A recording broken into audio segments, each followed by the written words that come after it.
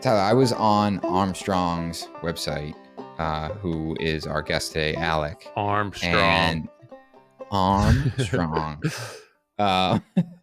It's funny. When I Googled his company the first time I thought we were talking to someone from the Armstrong ceilings. Oh yeah. Or like they make I guess they flooring do and floors stuff like too, that. Yeah.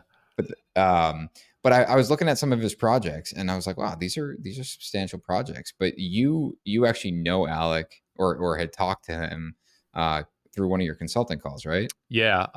Back in April, Alex booked a call with me. And after speaking with him for a little over an hour or so, I just thought he had really neat and interesting perspective from the industry, right? He's a little bit older. He's been in this industry for a while, but he is a new business owner. And he's a one-man show, basically supervising and managing projects. His entry into what he's doing today came about in like a roundabout manner, and I just really neat perspective, zero ego, and just like wants to learn. And is really cool, and like he knows what he knows, and he's open and honest when he doesn't know it. And I was like, let's get you on the podcast. I'd like the conversation that we had was similar to what we had today. And I was like, I think that it would be really valuable for our listeners. So I wanted to get him on. So yeah, Alec Meredith from Armstrong. And I think that you'll enjoy this podcast. It also is like a good segue into a lot of what we're doing on the back end, Nick, and stuff that we're going to be putting out here pretty soon. So I definitely want you guys to keep an eye out for that. But I think that it's like a good preface into what's ahead for us. So if you want to check out his website, it's Armstrong SCLLC.com. So it's Armstrong Construction Services LLC. CS. Sorry, I'm like trying to read this and I don't know why. Armstrong CS LLC. Yeah. Sorry. All good. And if you guys want to book time with Tyler, they can hit you up on Instagram and you can book some time to do one of those one-on-ones. Same thing at Nick Schiffer for myself, at Mr. Tyler Grace. For Tyler, we have slots in our schedule allowing those one-on-ones. But yeah, before we get into it, quick message from our sponsors. Imagine the possibilities when you offer your clients more than just walls and windows. With Andersen, you're not just building a structure, you're crafting an experience that connects people to the world beyond their walls. Their windows and doors bring in natural light, fresh air, and stunning views, creating living spaces that truly embrace the outdoors. Whether it's expansive glass doors that open to a patio or floor-to-ceiling windows that frame a breathtaking landscape, Andersen products provide the flexibility and performance you need. They're designed to withstand the elements while offering unmatched beauty and functionality. Refine the boundaries of living space by choosing Andersen Windows and Doors and give your clients the luxury of living beyond their walls. Stay ahead of the curve this year with top insights and data from the top construction pros around the world. The Association of Professional Builders has just released their highly anticipated 2024 State of Residential Construction Industry Report. It's a mouthful. Buildertrend is giving you a free copy. Gain valuable insights, trends, and forecasts to elevate your business strategies from sales to marketing to operations and financials. You'll see what other builders are doing right, wrong, and where your company stands in comparison. Don't miss out on this exclusive opportunity to revolutionize your approach to construction. Visit buildertrend.com/APB now and get your hands on the report that will shape the future of your business. You're always looking for ways to wow homeowners, and who doesn't want more natural light? With Velux skylights, you can transform any space by adding more natural light without sacrificing privacy. Bring life to focal points, including the kitchen or the living room, or brighten up a small space, such as a closet or bathroom, and leave your clients speechless. Learn more at veluxusa.com/remodeler. And so you know, Velux is VELUX.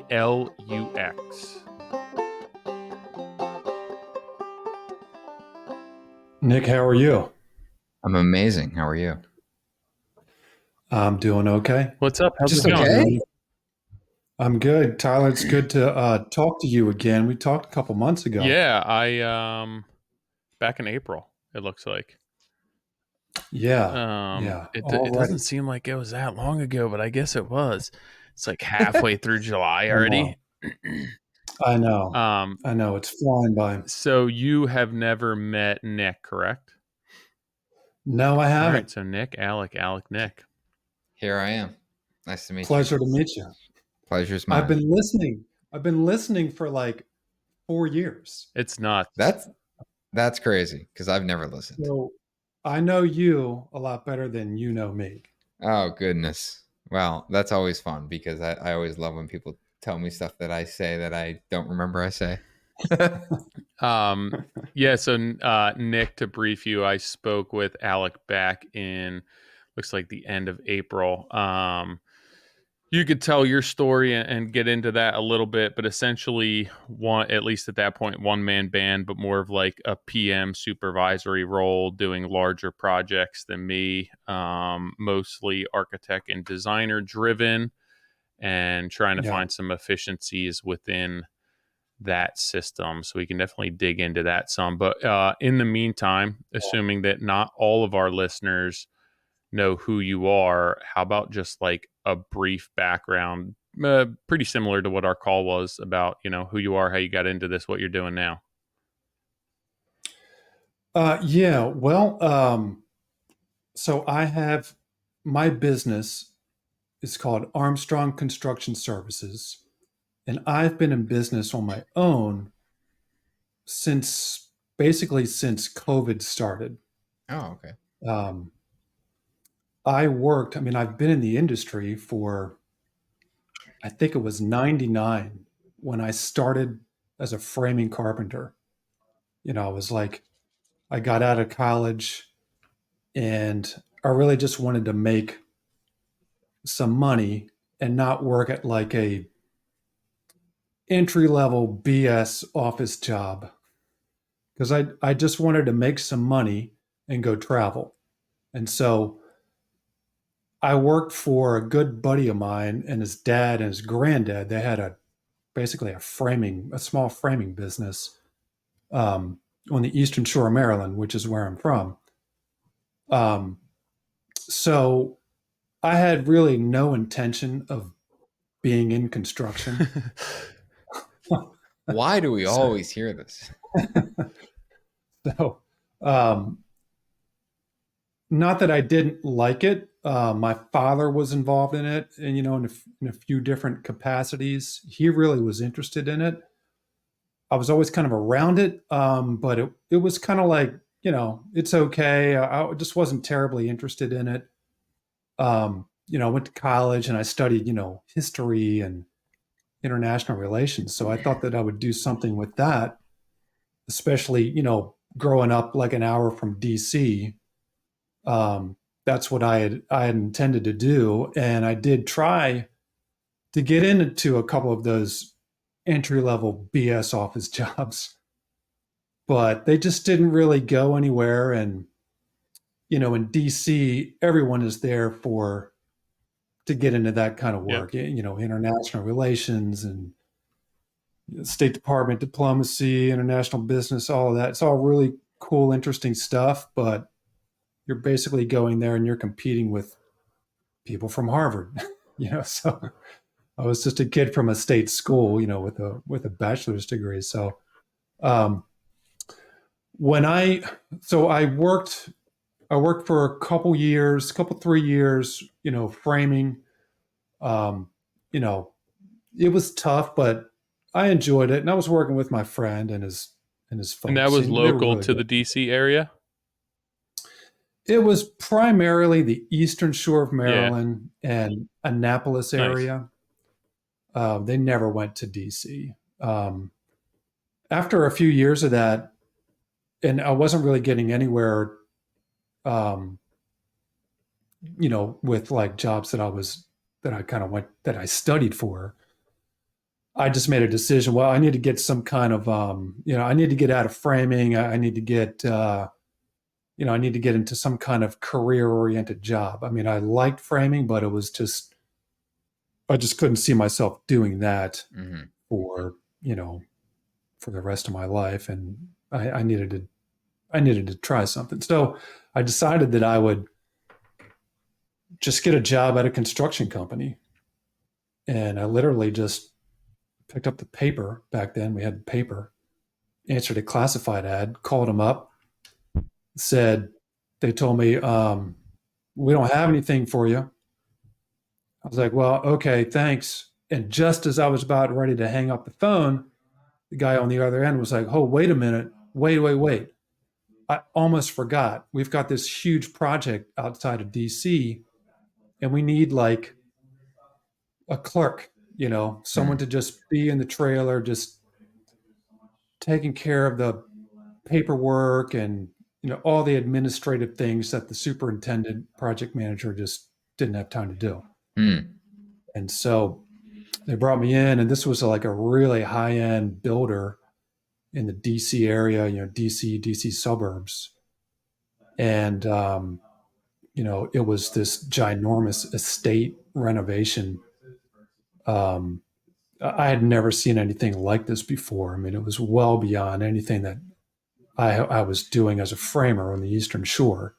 Not that we were doing some nice homes, but this was just like a whole nother level, What did at that point were you like sold on the idea of staying in the industry, or was it overwhelming, or like what was the initial reaction to seeing that? The initial my first week on the job was like, this is crazy. I don't belong here.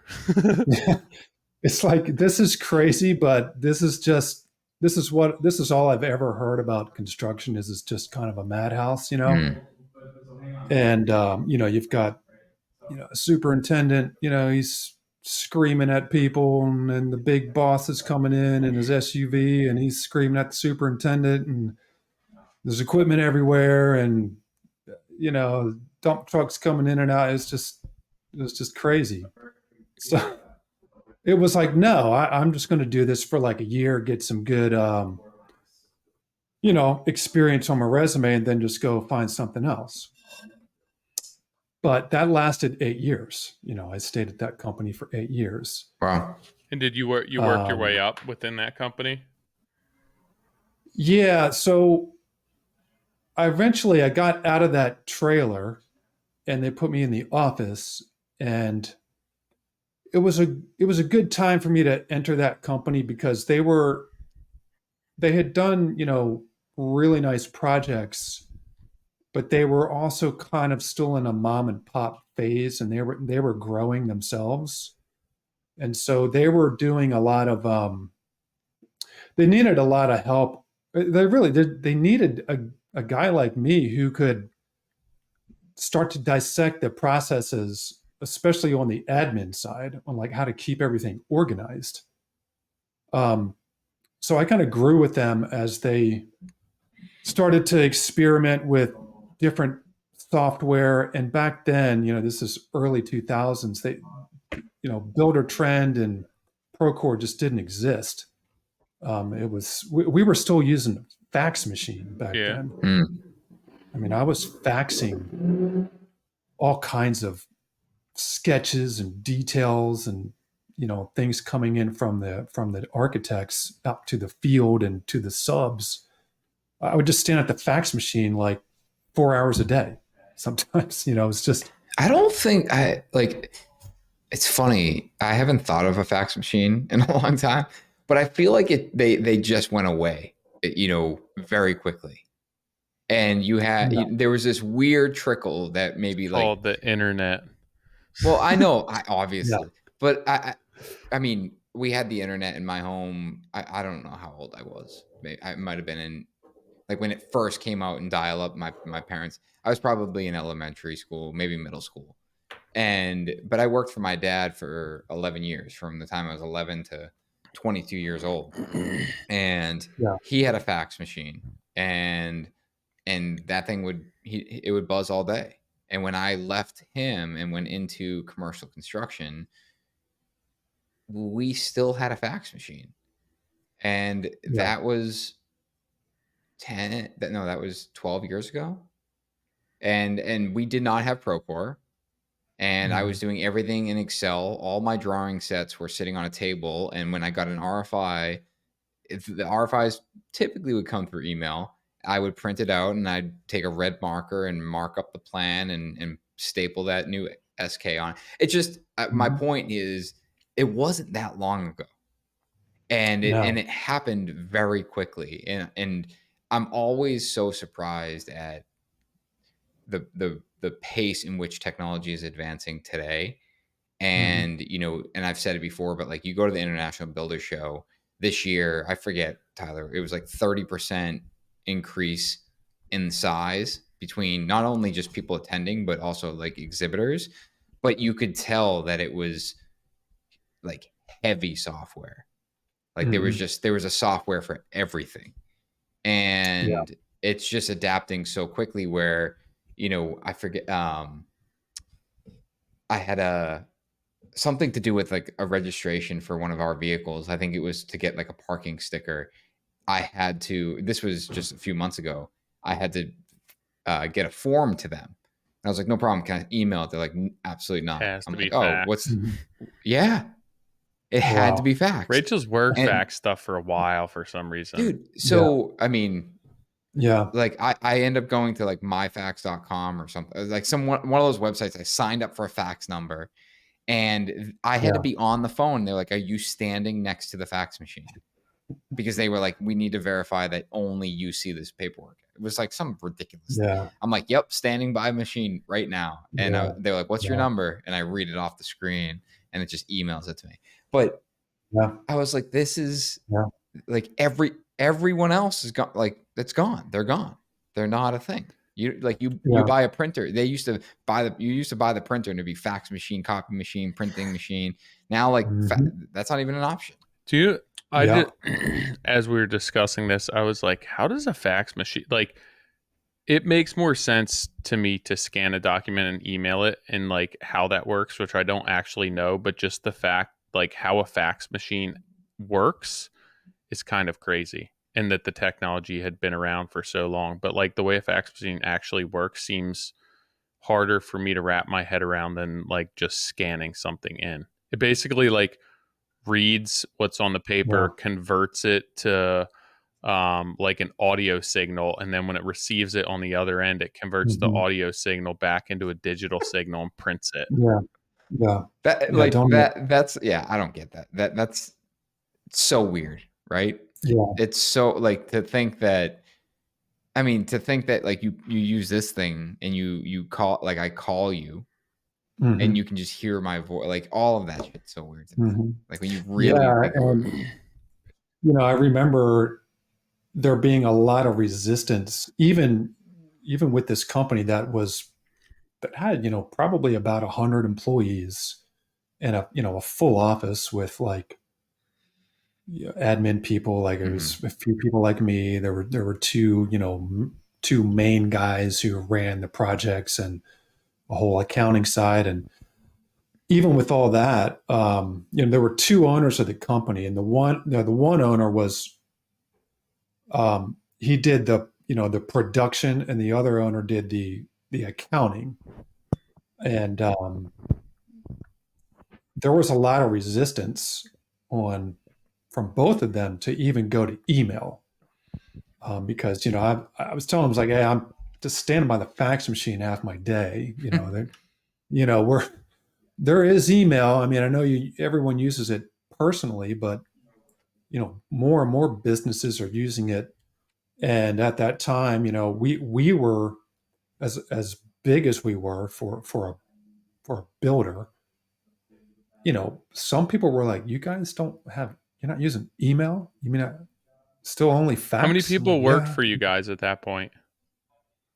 Well, it was about 100. There was they had a lot of field people. They had a ton of laborers. They had probably 10 or 12. But back then, it was mostly residential.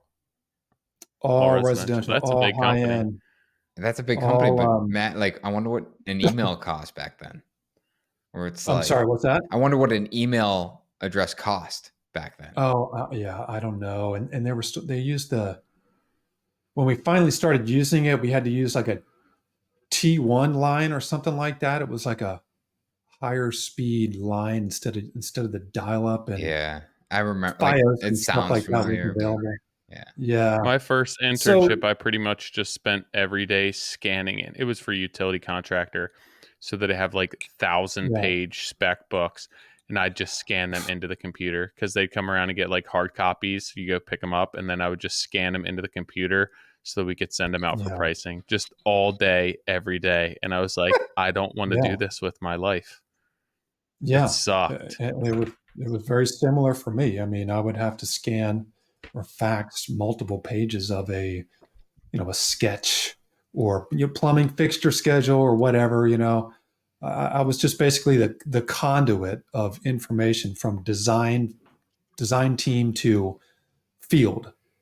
It, So it was just this a came up, ton of or things. this topic kind of similar came up yesterday, where it's interesting to think how it was being done, like I said, 10, 12 years ago, right? And to fast forward to today, and now we're looking, the conversation yesterday internally was talking about AI, and we were like, I personally was like listing all these things that we do in some of these roles, and all of the things that we could potentially automate. And one of them Mhm. is, forever it's like meeting minutes and meeting agenda. Like it's time. Mhm. It's a time suck. And Yeah, you prep the meeting, and then you go in and you have a Zoom meeting, and then you take all these notes, and then you organize yeah, notes, and then you disperse them. And yeah, now we use AI note taking, where we're sitting in a Zoom meeting, and the moment I hang up, it populates minutes, action items, and it goes out to everyone. And my senior PM is like, this is he hasn't really dabbled with AI much. He goes, this is amazing. mhm. I'm like, right, now imagine if you It could sounds do amazing. that with all of these other tasks that like are just is just requiring human input for the sake of requiring human input. But Yeah, on the flip side of it, it's like we've now got to a point where now like all of this stuff is becoming expected, where clients are yeah, expecting these like robust meeting notes, and clients are mhm, expecting these really thorough sketches for every single detail that they talk about, where that wouldn't have been the case 12 years ago, because it would have been so much effort to just get that sketch into the computer. yeah, And we're doing this thing where it's like we're making our job more complicated, more, it requires more management to run a residential project oh than it yeah, does today than it did to run, say, yes, maybe a small commercial project 15 years ago. yeah. Yeah, it's with all of the tools at your disposal, like you say, it's expected Mm-hmm. to have all of this documentation and organization, and someone has to manage it. I mean, I don't know much about AI. I mean, I tried chat, GPT. what's it, GPT. Yeah. GPT one time. That was it. You didn't get Dude, hooked. Nick loves that. Well, it was great. It was great, but I'm not even I'm like, real. Like, this is all AI. yeah, I'm not even here. I'm just like, I don't know. I'm still, I guess I'm getting older and set in my ways. I try not to be Yeah. like that. Mm. I try not to be like that because that's how a lot of people in construction are, totally set in their ways. Yeah. You know, And then you're gone. uh, And then, like, the yeah, new guy comes in and says, I can do what he can do 5 times as fast. yeah, yeah, yeah. But there's something to be said for experience too. I don't disagree with it. Like, there's no, Yeah, I don't disagree with that at a lot. all. I think Yeah, client experience, truthfully, is the number one thing that our industry fails at. It's like yeah, at the most, where it's yeah, all I think about is how to make the client experience better. But yeah, unfortunately, like what I said just a minute ago, is the part of that client experience is driven directly through the expectations of the use of technology, and the thoroughness of communication and the documentation control.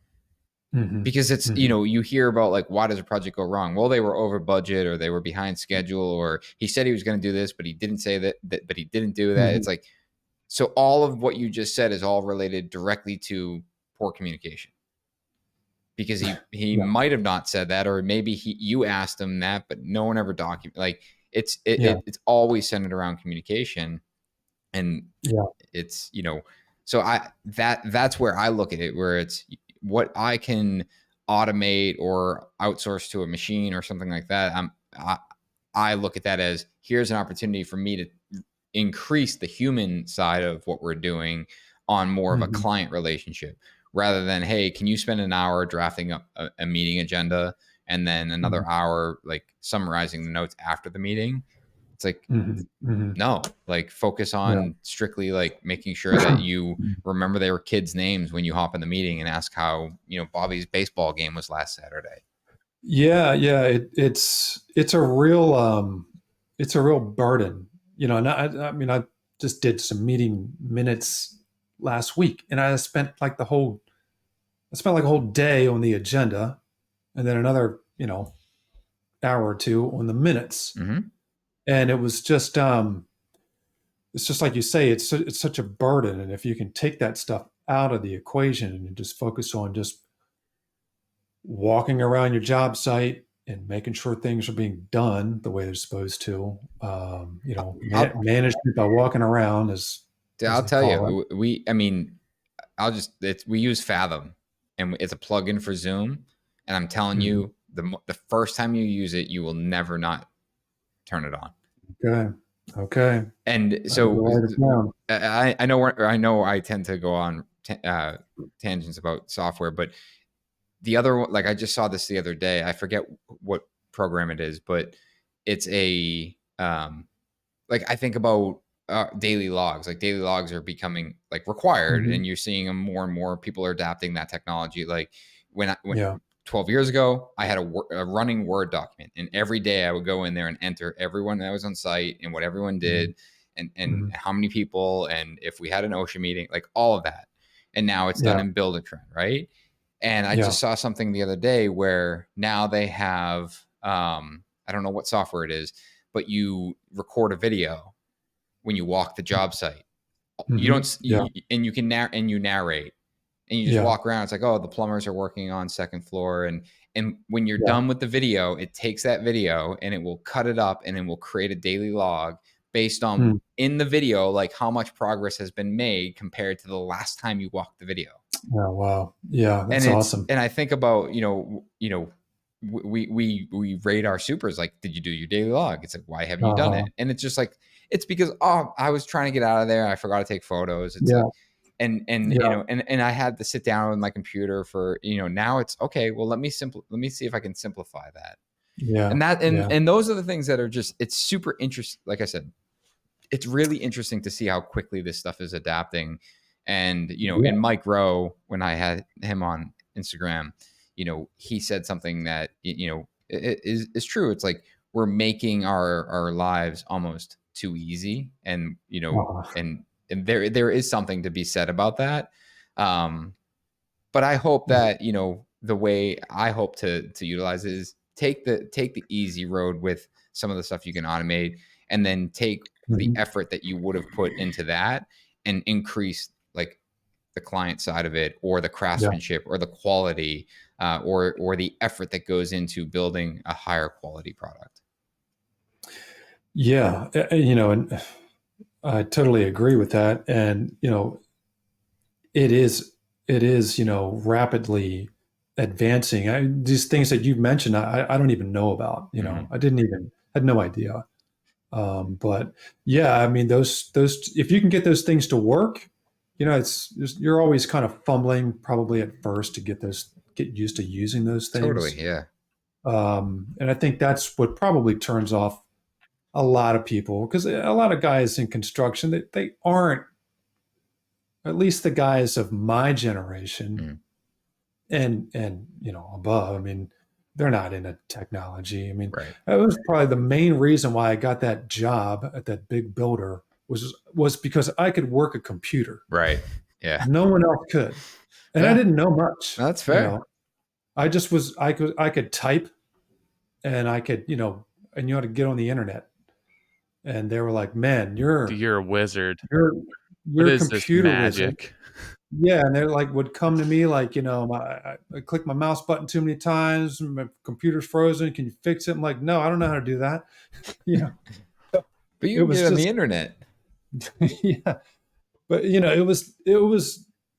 Yeah, I have seen a lot of progress and have kind of, I guess, just kind of grown with it, which has Mhm. been, I guess, fortunate. I mean, Yeah. it was hard at first. I mean, because literally, the guy that I worked for, the production guy, would literally write down on a piece of paper or on several pieces of printer paper, no lines, whatever was on the top of his head. Mm-hmm.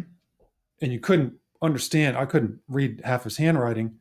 He was like, "Here, get it done." It was just all over the place. And I mean, I saw a lot of people come and go through that company because they just couldn't handle the pressure and the craziness of it. Somehow I just managed to stick with it and learned it. I just learned everything. It was just baptism by fire. So, So um, during, if I recall correctly, during COVID or like prior to you going off on your own, you were working with somebody else, almost like he decided to close yeah, doors, right? And you kind of picked up where he left off. yeah, pretty much. I had left that large contractor and went to go work for a smaller outfit that was in DC. And it was a guy who had it was really like a mentor for me. And he had been doing, it's like high-end remodeling, like historic renovation work, uh, in DC. A lot of row home, a lot of old, old row homes, fine old homes, which are plenty of in DC. And when COVID came, I had worked for him for like the better part of 10 years. And right around the time of COVID, I was asking him what, he was planning to do. I was like, because I know he had done well and didn't really need to keep doing this. And we were wrapping up a job, and he was like, "I'm done. I'm not. I have I'm not that doing once this a anymore." week. Right? Yeah. He was like, "I'm done."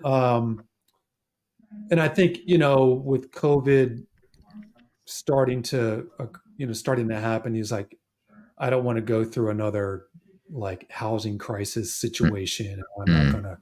That was a real slog, for years. And I guess that's what he was expecting. Everyone was expecting. He's like, "I'm done. This is my last project." Um, there was some talk between him and I. Is like, if you want to take over my company, we could talk about that. In the end, we just decided it would just be simpler or more preferred if I just went out on my own. Why? Well, I think for him, he didn't. Even though he said he was done, he Mm-hmm. wasn't quite ready to let go. Yeah, right. He's like, I just Um, don't want the responsibility. So you could take over, but I'm going to still be involved. I'm going to make all the yes, decisions, but risk is on you. kind of. So what we eventually, well, it wasn't eventually, it was pretty quick. He had wanted to kind of get out of the production side of this business, of this high-end remodeling business, just because of all the risk and the headaches and just so time consuming. And he wanted to do more. What it is doing is more of like a consultant, where he develops projects for clients or Mm. for clients and their architects. They'll have, he's pretty well connected with, the architectural community in DC. And so he basically is like, I'll help I'll help you guys through the process of all the pre-construction. You know, let you give me the whatever designs you have. I will work with you to develop them so that they are something that can be used to really go out and get proper quotes from subs and vendors. Mm-hmm. Um, or develop, some, value engineering, what works here, what makes sense, what doesn't. Really just, developing budgets and, you know, developing like, a set of plans and some budgets into something that you can actually build from, because the kind of modus operandi, and it still is this way. It's just we get very, very basic drawings. What was that? What was that term? Modus operandi.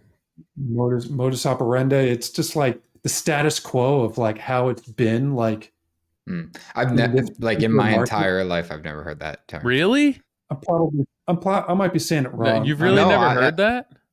I'm not, Alec. That's not a shot to you. That's me being, uneducated as I am. Dude, you should be. Modus Chat GPT operandi? uses that all the time. Bro, yeah, I'm gonna ask how to use it in a sentence. Modus operandi, I think that's how you say it. It's Latin. I don't know. It just means like just the standard way of doing things. A particular way or method of doing something, especially one that is characteristic or well established. Yeah, kind of what everyone's used to. This is how everyone does it. That checks out. So, was he doing all of this stuff? I mean, I would assume he was doing this for his projects that you guys were working on together. Was it a separate, Sorry, can I interrupt real quick? Yeah, go ahead. To use it in a sentence, THC has a quite precise modus operandi that taps into a specific brain function. Yeah. That's how Google uses it. I wouldn't choose that, but makes sense. All right. Yeah. Was he charging for that as like a separate portion of the company or portion of the project the way that he's doing it now? He was just starting to do that. Basically charge for pre-construction. Yeah. It was kind of a tough sell because, like I just said, modus operandi, whatever. People were just used to like, here's a set of plans with about 10 pages of a really high-end residential renovation. How much? And you spend months putting this together, going back and forth, going to the job site, meeting with subs, trying to figure it out, asking questions, getting answered, asking more questions, getting more answers, value engineering, back and forth. And he did it for years like that without making, just with hope that he would get the job, which he would get jobs, but more so he would not get the job because of any variety of reasons. Probably because he actually was quantifying things correctly. They're like, whoa, this is way too much. Do you know what's crazy? That's he had, and it might have just been timing, but he struggled to integrate that as like part of his business when he was bidding the projects, but now he has a business doing that where he's not even being entertained for the project. Like that to me, having a consulting business just doing that seems like a harder sell than integrating that into your actual remodeling company, and he's making that work as like a separate entity right now, which is nuts. Yeah, he is. And he's not doing like, I mean, he's semi-retired. He's not doing like a ton of this, but it's enough. And he's basically given it to me, me, and maybe there will be another guy who he used to work for does it too. So it's, he's enjoying what he's doing and he's taking on what he wants to, so it's worked well for me, being that I'm just basically a single member LLC. I just have subs and, some 1099 people. So I don't need, like you, Tyler, I don't need a lot of projects. I just need good ones and the right ones. And I need them to be developed, because it is an enormous undertaking to do the pre-construction, even on a job that's not even that big. I mean, just when you're working with like an architect or designer and everything's so precise, and you've got to get all this information out of them. I mean, it's months in the Well, making. that's why You know, my versus, pre-construction comes at a premium, because at the end of the day, if I could be working with my tool belt on or managing and making X amount, why would I pull back and offer pre-construction services if it's making me less money? It doesn't make any Mhm. sense. So it's like, if we're going to be doing pre-con for a job, it needs to be at the rate that I survive on. I can't be doing it less just to secure a job. And I did that for years. But now it's like, Yeah, why would I offer pre-con if it's half of my normal rate? I might as well just hand that off to yeah. somebody if I'm going to sell that. So when his pre-con comes across your desk at this point, like, what are the deliverables and what is he providing you? Well, the way it's been up to this point is, he's coming to me saying, "Hey, someone has come to me, or an architect has come to me. There's a project that they want to develop." Now, I'm really not sure of the conversations that he's had with these people, but somehow he has managed to sell them on his fee. And so by the time he approaches me, it's good because here we have someone who's serious enough that understands the value of paying for a pre-construction agreement, and they've already bought in. And then he is basically just selling me as the guy who will execute the work. He's like, I know Alec. Alec worked for me for 10 years. He does a great job at running jobs. I will, put the budget together, and I will work with Alec, through it. And then eventually it'll be handed off to him, and you will contract with him, you know, to actually construct the job. Yeah, I mean, that to me, that's the way that our industry should be operating. Um, Mhm. and it makes sense. I would, just for like I would be curious what his agreement looks like with them, and how he's structuring that. Not for any other reason than just out of curiosity. Just like, I know what I Yeah. did initially and what I do now and how it's changed, and essentially now I'm looking at it where it's like it needs to be equal compensation to what I'm doing, or else it doesn't make sense. But I would just be curious, like, as he Mhm. progresses in this aspect of his business, what that looks like Mhm. and where he's moving towards, just to make it, not that he necessarily needs the money, but like, what type of value and what are his deliverables and how much is he required? What's the level of expectation for the fee that he's charging? I'd just be interested.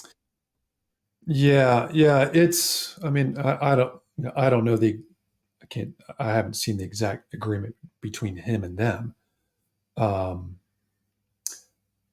and sometimes, um, there's just an agreement between him and and I'm paying him a fee, and I'm basically giving him a commission.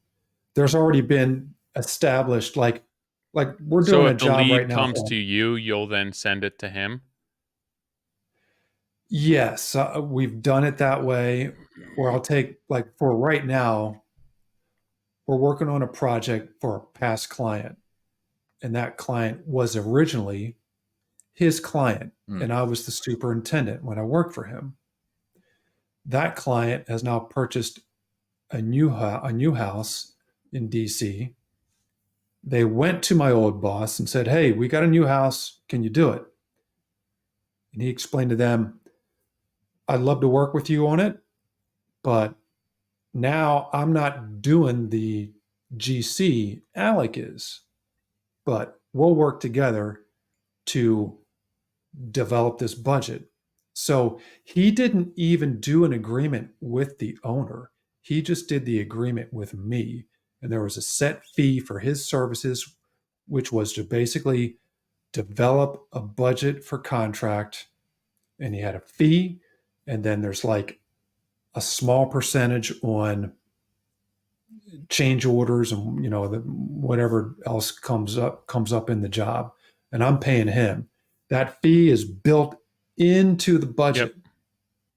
he's got a fee built into the budget, so it's like I know exactly what I need to pay him, but it's already coming through the owner. It's just in the general conditions. It's just part of So the. are a lot of these, frame I know that condition. you had said when we spoke that like a lot of your leads were architect and designer driven, and that was creating Yeah, some strife with you just on like the whole pricing game where it's like you're yeah, spending Mm.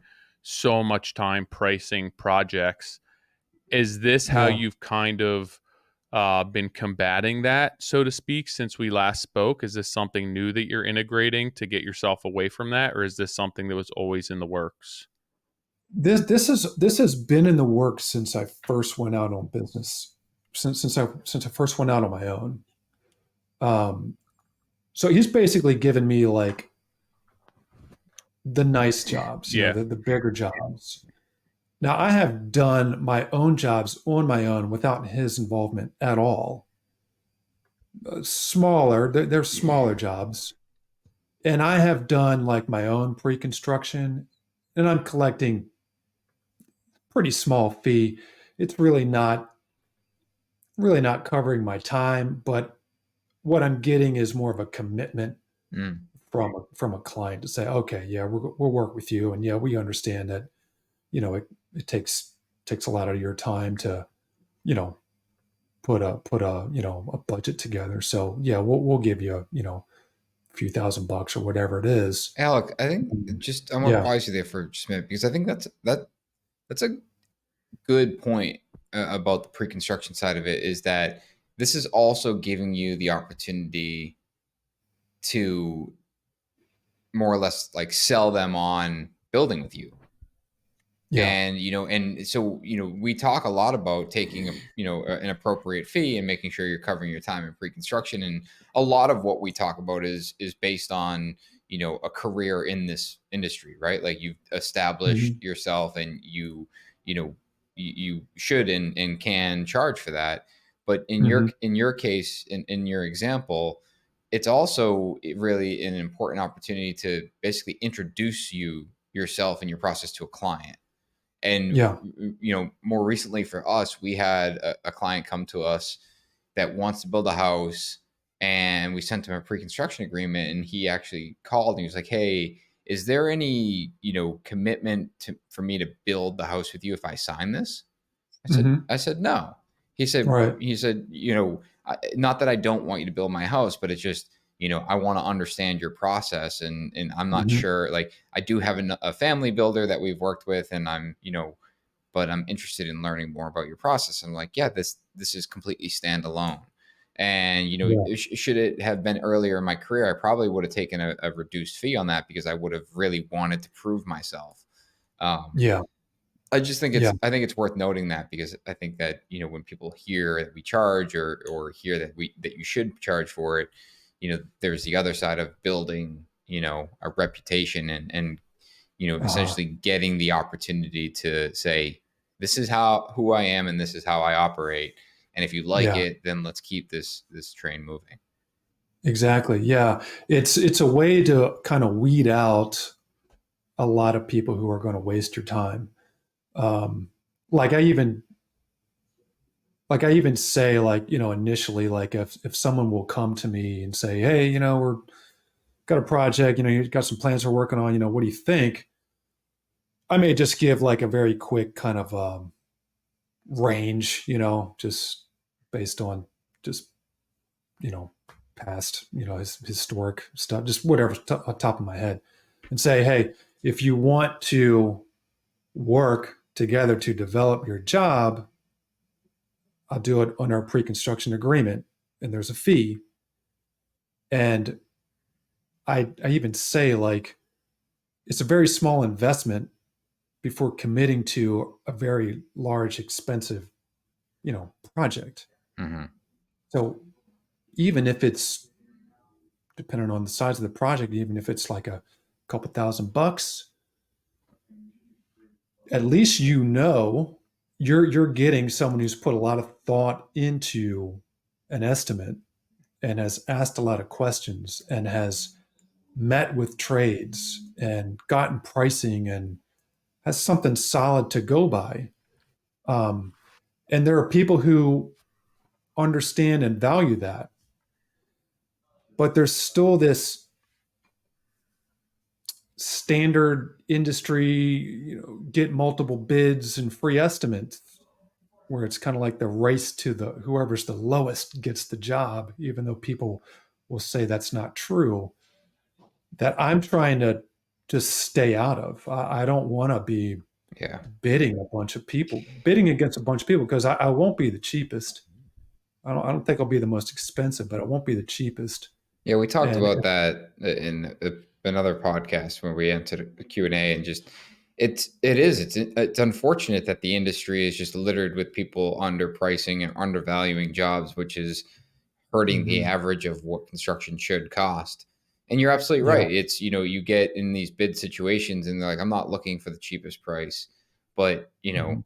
if everyone comes to the table with the same exact, quote unquote, same exact thing, and a guy's going to save you $1 million, it's pretty enticing to consider that.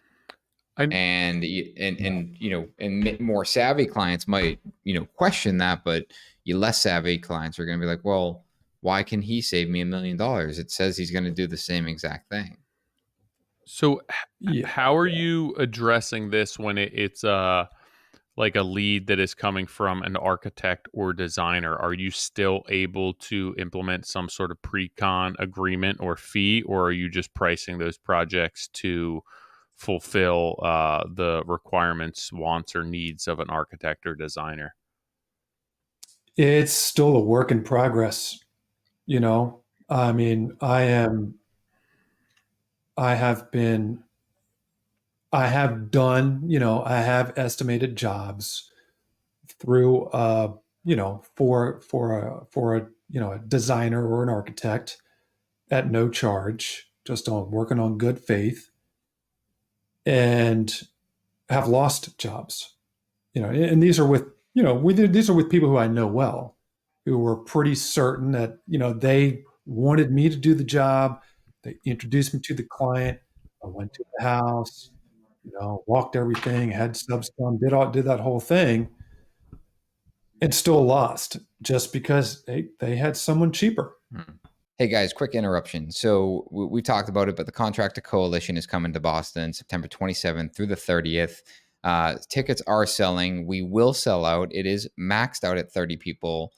So if you want to join us in Boston for a home tour of some of our projects, as well as an in-depth 2-day educational event, this is our 6th, and we plan to sell out our 6th. Join us, contractorcoalitionsummit.com. What if we And what if we had a project come up and we got a hold of 3 architects and we were like, listen, guys and girls, these customers aren't sure who they want to use yet. So you guys all have 2 weeks to give us your best design and send it to yeah, us. And then we're going to choose which one we're going to move ahead with. Like, do you think that would fly? yeah. No, I absolutely don't not. really think. But I don't know. Like, we're not. I don't know if that's a good example, because doing the design is the actual work that they're getting paid for. No, You but know, Yeah, it is, but at the same time, it's like come up with a conceptual or like develop some sort of spec or hmm, scope. I mean, I get what you're saying, but at the end of the day, architects typically it it's an exchange of your time for money, and like mhm, even with yeah, firms, mhm, they're not really maximizing that, and like you don't have these layers within their company where they're making a ton of time. Like if they're doing pre-design, then they're probably, that's built into their cost of the hmm, actual construction design and all of that stuff. And it's like I remember having the conversation with you, Alec, about if the type of company that you have, you because you're so small and you don't need a massive volume of work, you do give yourself the freedom to say, hey, like I like working with these architects, but these leads where they're wanting me to price stuff out for free just aren't really fitting my program. So does it make more sense to start drumming up the leads that are customer facing leads or like driven from your customer base that then you can bring them to the architect? Like, is that a far more valuable lead for you? Because then it's going to the architect and saying, hey, this is where we stand.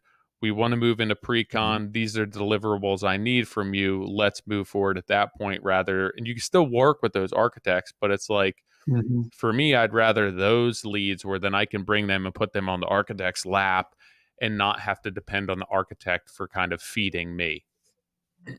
Totally. And that's, when we spoke, you kind of opened my eyes to that.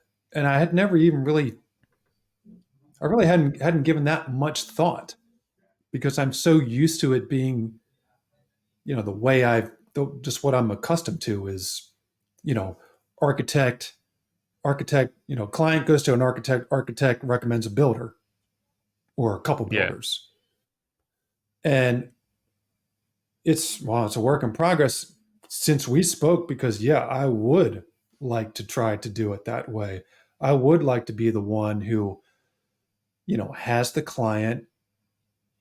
A client comes to me and says, "This is what I'm thinking about doing," and I'm like, "Okay, well, let's get you set up with an architect or a designer, and here are a couple that I think will be good for that job, and let's create this team." It's kind of like a triangle, and we will work together to develop your job and develop what you want and what you're okay to spend instead of the way it's been. It's design team makes a design, give it to a builder. It's completely the builder puts his price together. It's way more than they wanted to spend. Mm-hmm. Let's take a bunch of stuff out, value engineer. Now what is it? Still too much. Take some more out. Still too much. How many times you do that? How much you're willing to stomach doing that. This goes on for months or even a year. And finally, you come to an agreement and you start the project, and all of those things that came out go back in. It happens every time, almost every time. It's our intent, like with pre-construction, is obviously to combat that, right? Where as design is unfolding, we're giving, again, air quotes, real-time feedback and help find guidance, because it is like that is one of the first things we mentioned. It's like, listen, you can go through the design and get to 100% CD, and then we're going to price it, and we're going to tell you that this is more than you want to spend. We're going not only are we going to look like the asshole, but you're going to go through VE, and that VE is time that it's going to cost you in architecture and design, and like I couldn't even tell you how long is that going to take and how much is that going to cost versus paying us. Essentially, like most of our projects are multi-million-dollar projects, so we're getting like a $50,000 pre-construction retainer. So that that 50,000, that is converted to hourly time to put into this, and we're involved at schematic design, and we have a conversation. Hey, you want to be at $3 million? Okay, let's get to schematic. We'll price out your schematic. Hey, your schematic's trending around 4 million right now. So we need to have a conversation about where we stand and how we guide this. Are you okay with, are we either upping the budget to 4 million with plus contingency, or are we going to offer some guidance as to how to get this project down to 3 million today? And it's this this kind of volleying of design budget, and the intent is to always kind of keep it on path, right? Like you want to make sure that you're trending towards the ultimate goal, and oftentimes it's price driven. Yeah. Are you? Is that how you're operating, Nick? I mean, is it client coming to you and then you're helping them get an architect? That is the most common way we are ending up with a project, is that a client comes to us and asks us to put the team together. That's the most common way that you're having like the success of a project go to contract. Like that's your best percentage, right? Yes.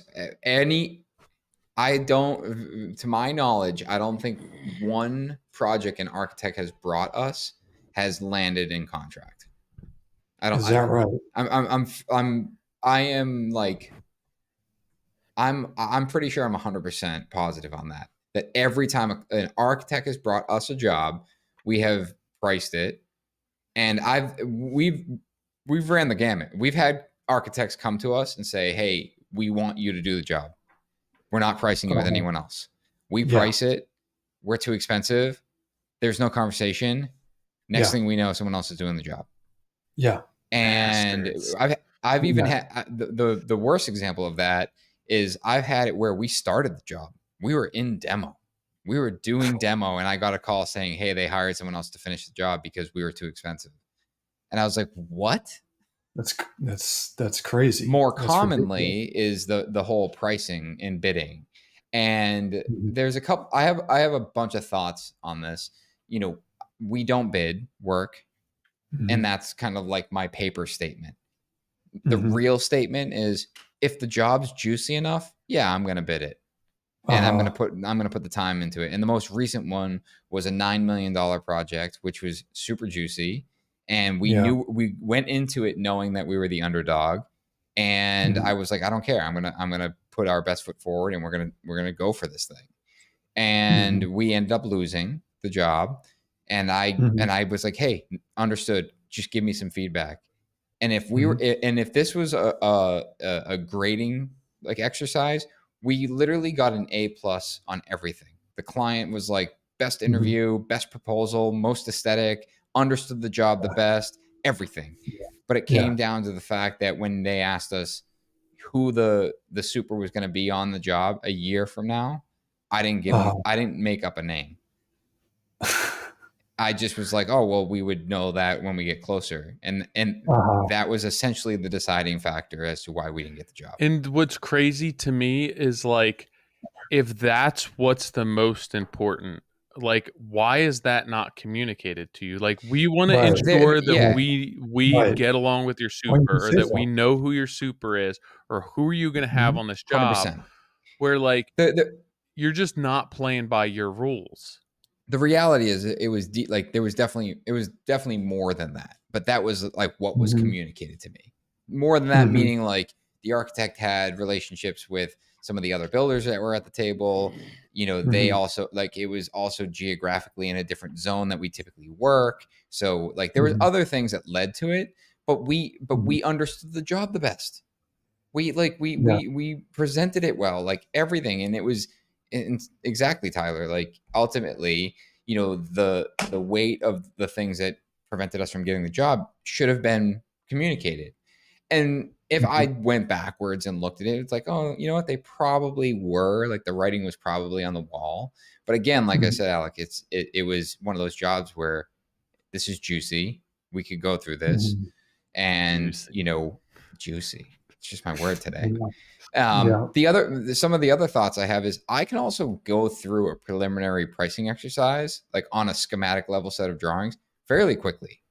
Like I've done Yeah. it. I've priced enough work, and I have enough content that I can reference, and I have enough relationships with my trades that I can get a Mhm. ballpark estimate put together in Mhm. a day, like Yeah. maybe 2 days, right? And Yeah. it gives me a leg up oftentimes when I do go back and say, hey, here's where we're at. And they're like, wait, this is super detailed. It's like, sure, it's super Mhm. detailed. And I've line itemed up 1,500 line items on this job, but they're all allowances and assumptions right now. But Uh-huh. what the goal Uh-huh. is like, I need to understand, like, am I in your range or not? Because if I'm not in your Yeah. range, like, we can just, you know, like, we got to move on. Yeah. So That's I'll put something. the work there, but beyond that, like once we get through, you know, that preliminary pricing exercise, usually that's just like Mhm. a live like Zoom. I'm not really sharing much, you know, behind the scenes. Mhm. If we're aligned, then we go to pre-con, and then it's this Yeah. development of, you know, of working through the details. But Yeah. sorry, your question was, are clients coming to us first and then we bring the Mhm. architect?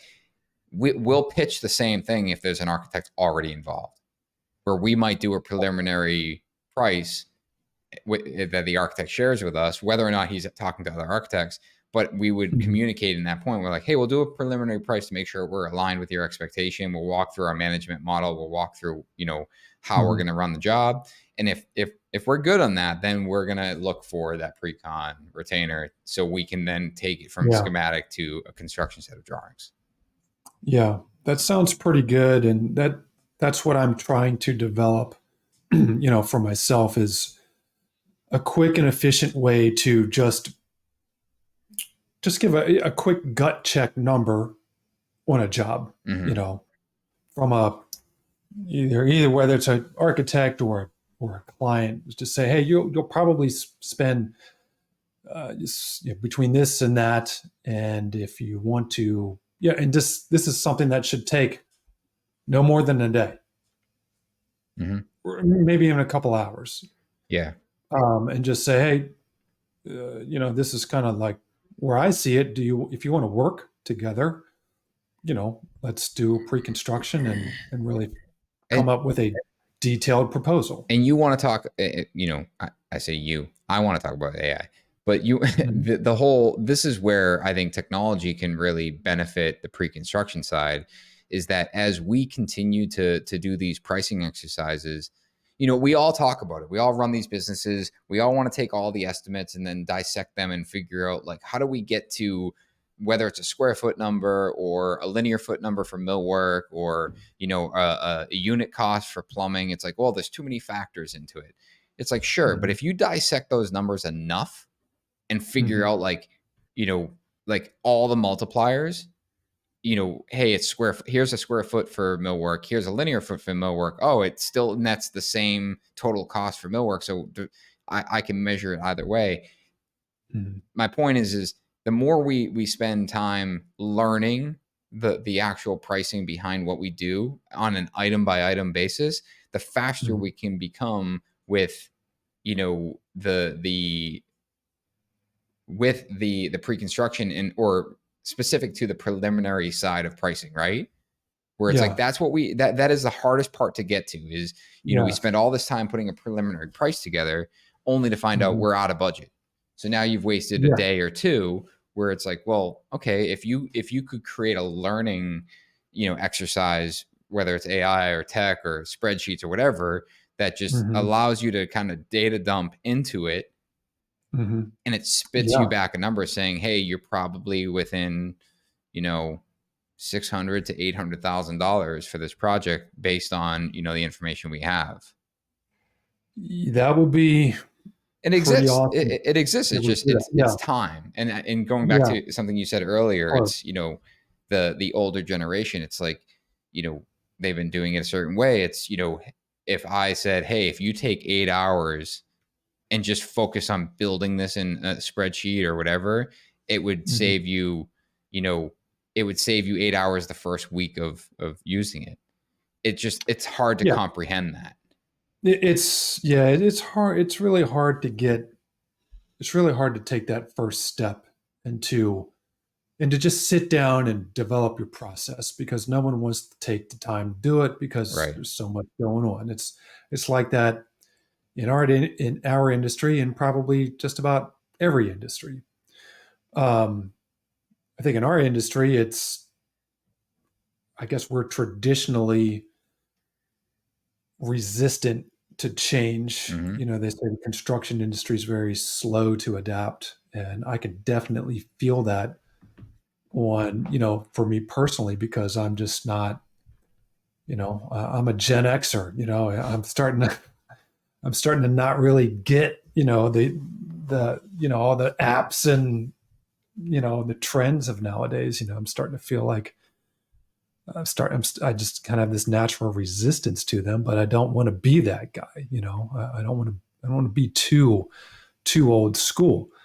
Um, but yeah, like what you're saying, AI, I mean, it's something I don't know hardly anything about, but that could definitely, that's probably the next thing, is being able to spit out like an estimate, like very rapidly. Right. There's people probably doing it. Yeah. I mean, Um, I've mentioned it before, but there's a builder in New York that was doing it on their website. You would literally, mm, it was a conditional form. You would answer 20 questions, and based on the answers, it would spit out, hey, your project's somewhere between $600,000 and $800,000. Does that sound right? And nice. if it was no, thank you for considering us. Yeah. Reach out if you have questions. If you clicked yes, great. Yeah. Here's a link. Let's schedule a call to discuss the project. You've just saved an entire conversation and back and forth email chain within by taking a day to build a form with 20 questions that gets you pretty close to where that project probably will end up. And if it doesn't end up there, the 20% of the time that they fill in the information incorrectly, oh well. Like you've at least worked through 80% of qualified leads at that point. Oh yeah. Yeah. Yeah, it's huge. I would love to be able to do that. I think it's especially important with somebody who is smaller scale like yourself, where we have trouble finding ways to integrate the cost of those services into our business. Like we may not be able to justify hiding. Like for me, I would rather charge for pre-con, and then that cost is absorbed only by customers who are hiring me for my services, rather than have the overhead of how many jobs am I going to estimate or bid in a year based on what's coming across my plate. How much time is that going to take? And then I'm going to bury that into the cost of all the work that I actually put in place over the year. So now my paying customers who hire me are absorbing the overhead of customers who didn't hire me. And that's really hard to do on our scale, because we just, the overhead, we can't justify that overhead, and we make money through being lean.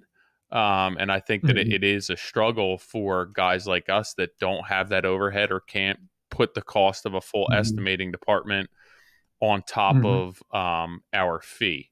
So I think it is important to create those systems and those efficiencies, or whatever sort of, again, the sell for me on the pre-con is just like, nobody who I work for is paying for any sort of bidding other than the people who are hiring me to bid their job. So nobody else is absorbing that. And that was like, even to get myself over the mental hump of being like, I'm not going to competitively bid projects, because I can recall the first time anyone told me that, like, why don't you just not bid projects? And it was like they were speaking to me in Spanish, like, what? It's a foreign concept. Like, what are you talking about? Don't bid projects. And like, crazy? What are you, crazy? And like, we just don't need. There's some people who need to, and like, I think when you're small, it's a luxury that you afford yourself, that you don't always need to do that.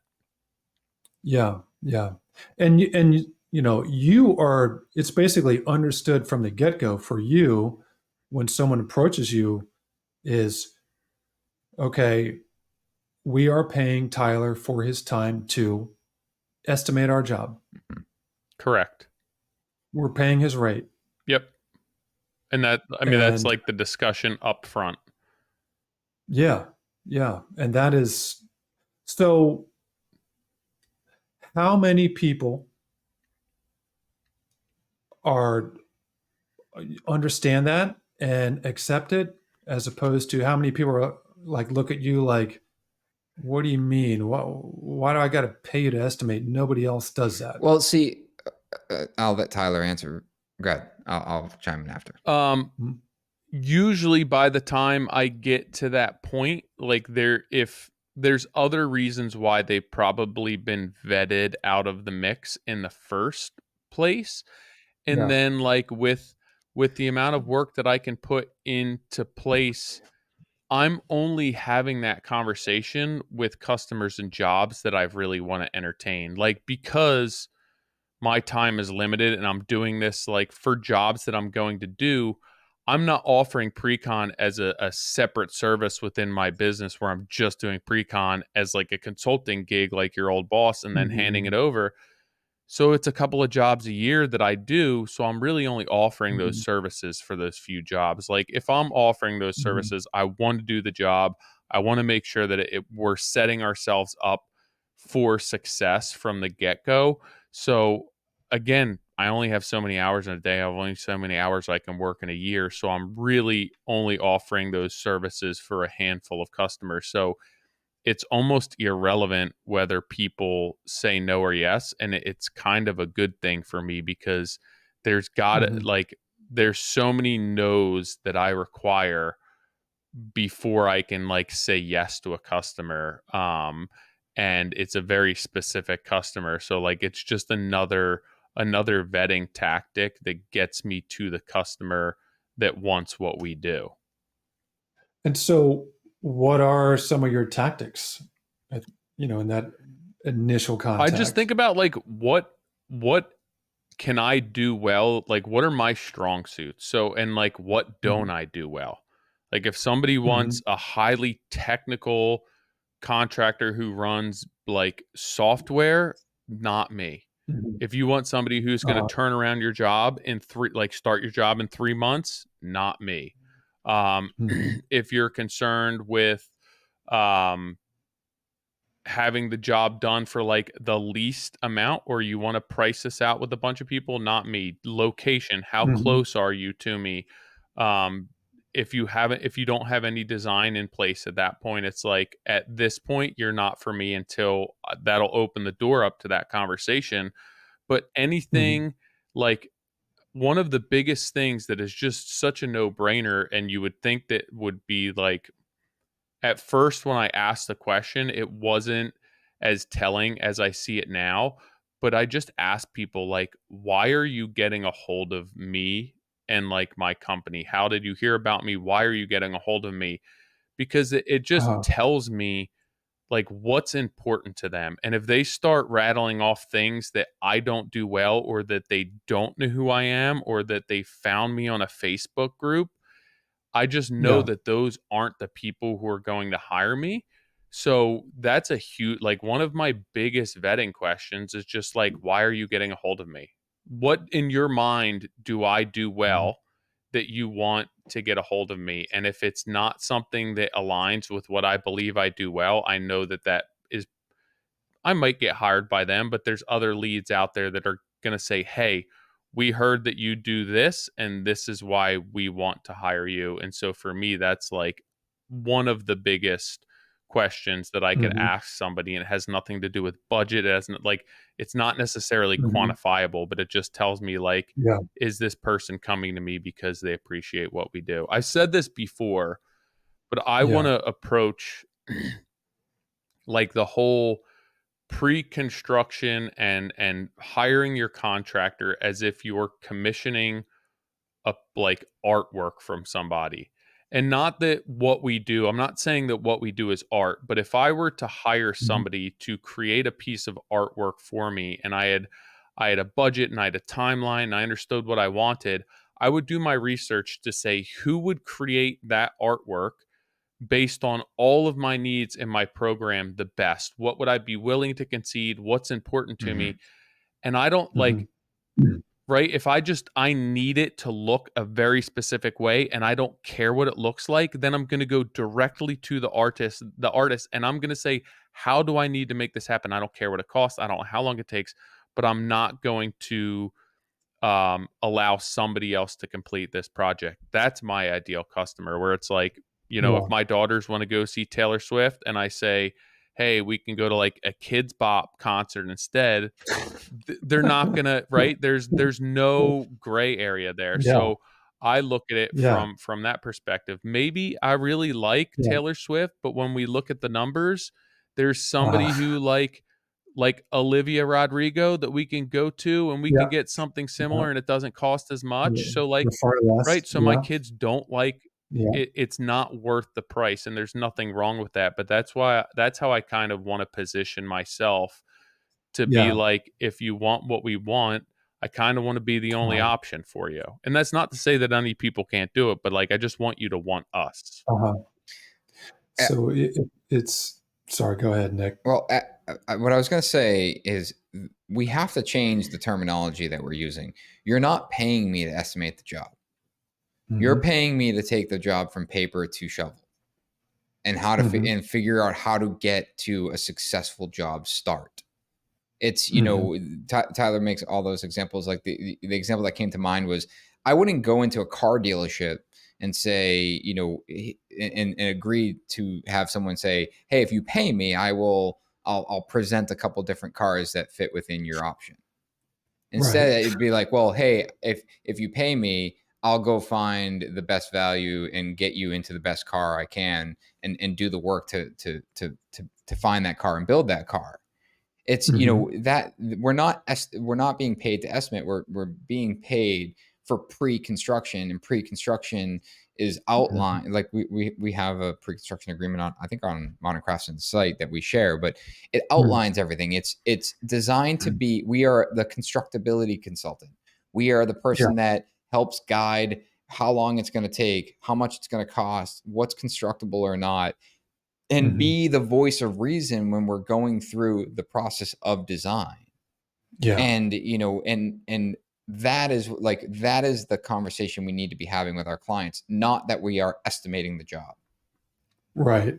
Yeah. It's not that you're just estimating whatever your architect designed. I estimate it. It could be something completely unbuildable or extremely expensive. You know. Yeah, and again, it goes back to like the fact that, you know, it's just a waste of time. It's a waste of time. Yeah. It's a waste of money. You're getting all the way to, like, I'll never forget this conversation I had with an architect where we were on for pre-construction, but the architect decided to just move fast, like move quickly through design, and got all the way to here we go, the juicy photos and renderings of the project. And the client fell in love with the project.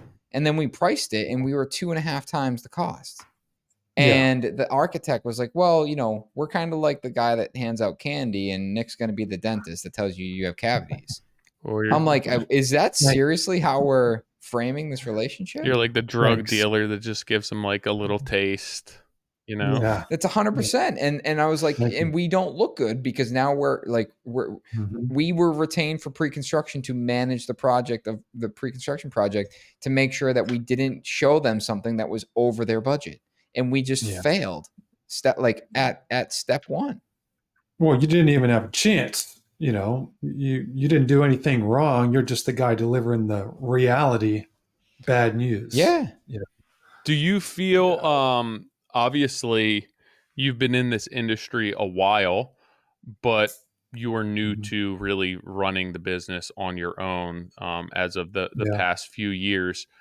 Do you feel that it's getting easier? You're gaining confidence in your systems and your numbers and your processes, and you will continue to work more towards having more efficient systems that make all of this easier? Or do you feel that you're kind of hitting a wall and you don't know where to go with it? It's a bit of a loaded question. It's kind of both, you know. I mean, it's been a fine, 4 years, and I'm definitely, have improved systems and processes, but still have a lot of work to do on it. I think the big question for me is, do I stay as I am, just me, or do I grow? And I'm not really that attracted to growth and scaling and taking on a bunch of people. It's just not something that I've ever really been that attracted to now, but there are definitely several moments every day where it's like, man, I really need someone to do this. I could really use someone to do this kind of stuff. I'm just, somebody else could do this, So I think if I were to do that, if I were to take on people, I should probably nail down these processes a little bit better, write them down so that I would be prepared to just kind of say, hey, here's what's expected of you, So like coming from similar structure and mindset, when you are having these feelings of, hey, I wish there was somebody else to do this, is it because you feel that it's not a cost that you are capturing, so you need to be doing the billable type of work? Like, is that where that's coming from? It's more of like I need, I feel the pull to spend more time on the business as opposed to in the business. So I don't, I don't mind doing either or. I really enjoy running jobs. I don't, estimating I don't enjoy so much, but it must be done. so here is what I see as the problem is that you have managing jobs that you probably are all billable hours or hours that you're able to charge for and capture with your estimate. And all of these Mhm. back end type of tasks you just feel are offerings of your business or of the industry that are required of you. If you were to be getting paid, you whatever your rate is to run your business, to be doing all of those tasks rather than only being Mhm. able to capture certain tasks, do you think that you Mhm. would need to take on more work? Would you look to grow, or would you say, hey, I'm getting paid for all of my hours now? I can actually produce a little bit less work in the field? I think it will be fine to charge appropriately for me to do all of these tasks that need to be done. What I'm finding, what I really came across this year, and we had a conversation about it, was now I'm starting to get more work than I can handle at one time. And I have not figured out how to space work out. It's like, this whole last year, um, wintertime was very slow. Like the whole fall, wintertime was very slow. I had projects in the works, was expecting them to get started many months ago. And for a lot of reasons outside of my control, they just didn't. And then they all started at the same time. And everyone's expecting me to do these jobs. And two of them are past clients. And I can't say no. Um, or I took on a job where it's like, man, I really need to get something going here because these other jobs seem to be dragging on. So take that on, and then the other jobs start to come to fruition.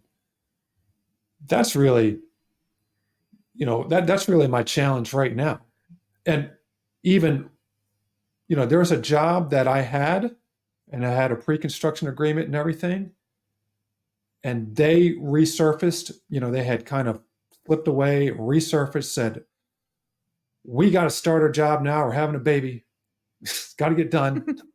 I'm just like, I can't. Sometimes I wonder You if know, people are just making the whole baby thing up, because I don't, dude, how many leads I get where it's like, we need the nursery done.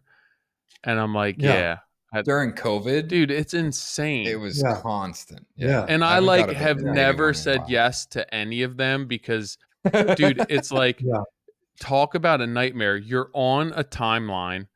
You have a Hmm. pregnant woman, no offense to pregnant woman, but there's a lot of shit Hmm. going on inside of their bodies at that point with like, it Yeah. could be very intense, and like your back is up against the wall. I'm like, no thanks, you can't pay me enough money to come. Like, also you're trying to build this golden egg of a nursery for the first child, and I'm like, I Hmm. feel like I'm just setting myself up for disaster. Emotions are Yeah. high, stress is high, and that was basically why I just said no. I can't. I used Chat GPT to send that email. Did you? Okay, Was that the one time you used it? that was the one. That's That was the amazing. Amazing. one. That's so It was. amazing. I was that thing was keeping me up that night, and I'm like, I'm so GPT tired. I got doesn't, they so don't much even to know do. your persona yet. So they're just like, it's straight AI email. I just sat that. I opened that thing up early one morning. I was like, I need to write him something because I'm telling the bad news, and I just don't have time to write it. So It's a great that's use. what I That's a did. great use for it.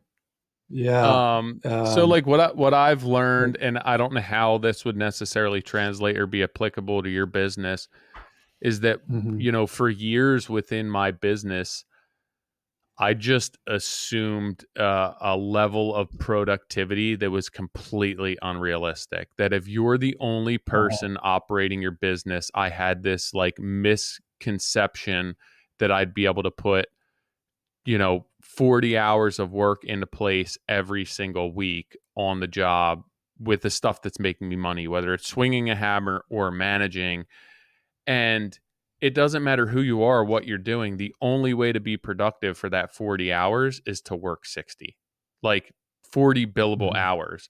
Because if you end a job on a Friday afternoon and you expect to start another job that Monday, and you're the only person in that company, whether you have subs or not, do you know how much work has to happen that weekend to start a job up the next day?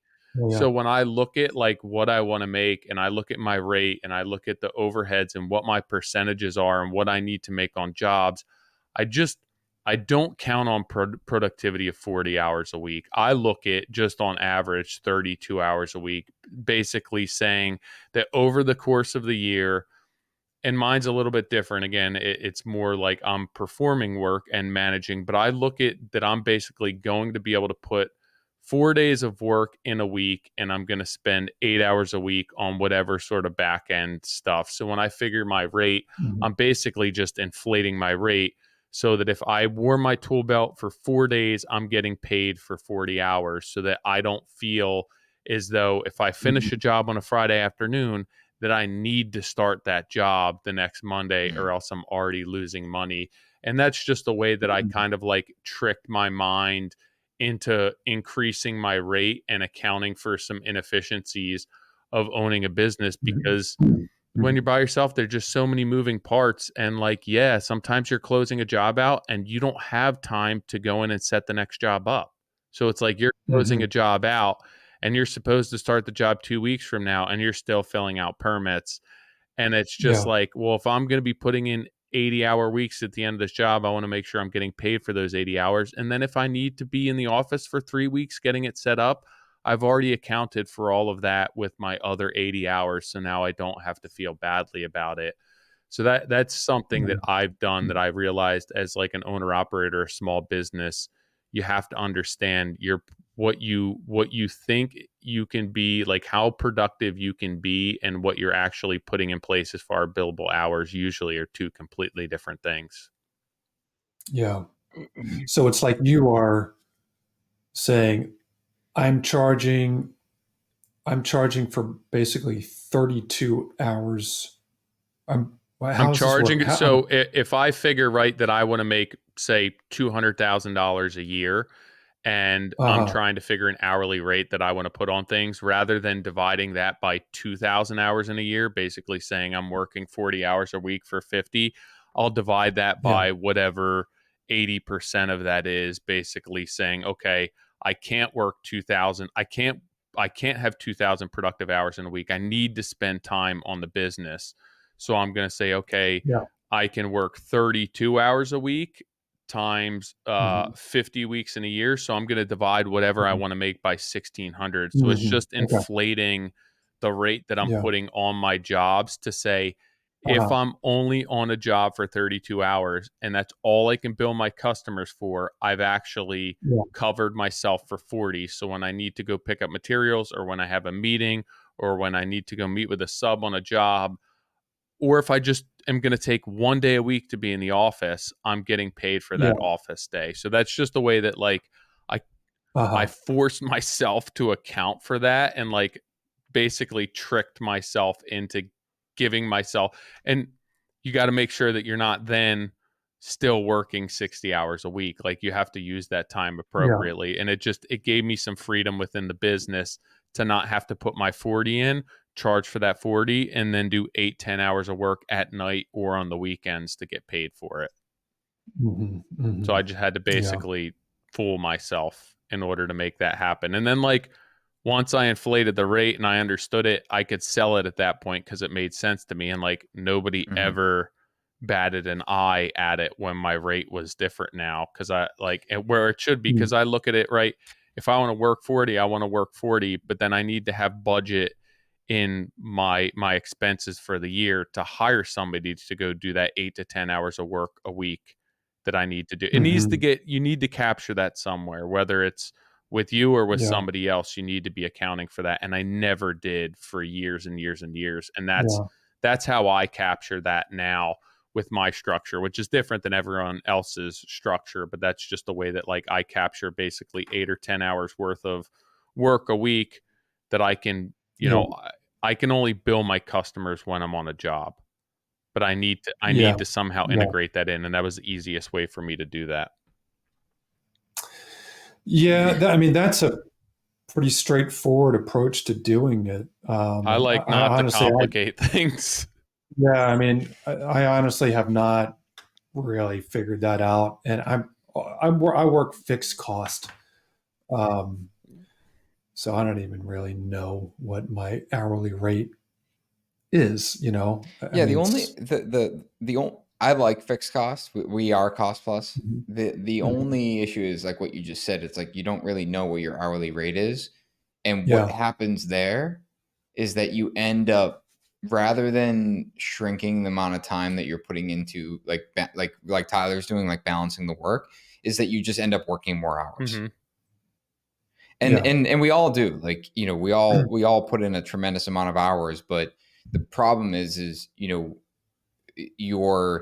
your required amount of hours, meaning like the things that are required of you to keep projects moving forward, end up being more than the 40 hours a week, rather than Sure. spending 40 hours a week on what's required, and an extra Mhm. 10, 15, 20 hours of like building the business or doing an extracurricular activity Yeah. that will allow you to invest in the business. It's Yeah. you drown in the immediacy of what is needed. Yeah. I even look at Yeah. fixed cost, where it's like, if not that I'm doing fixed cost now unless it's a quick in and out job, but if I were to Mhm. go back to primarily fixed cost, I would establish the budget and manage the budget the same way that I would like time and material, because what I did Mhm. for years Mhm. with fixed cost was say, this is what the job costs, this is what it's signed up for. Now I just need to work it until it's completed.